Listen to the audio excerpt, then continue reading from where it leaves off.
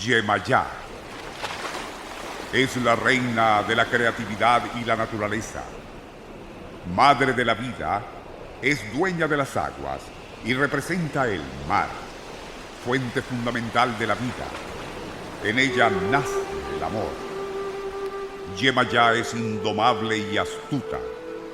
Sus castigos son duros y su cólera terrible, pero justiciosa. No obstante, Yemayá es la preferida por ser diligente, conciliadora y comprensiva con sus hijos. Es modelo de madre, diosa de la maternidad universal. En ella nace la naturaleza y la humanidad. Yemayá es la poderosa madre de todos los orichas y la misericordiosa y milagrosa reina del mar de los hombres. Siosinipa oyale,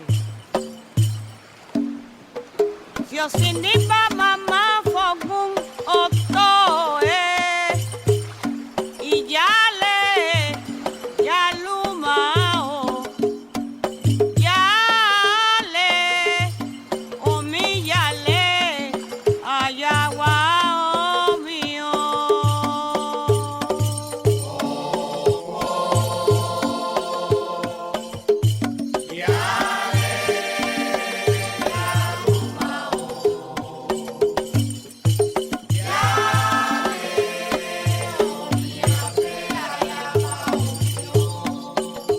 Timoba, nito baba kilo, omisa indeo, achere, yalumao, asamboya, ilese, alo, agoyo, y ya mío.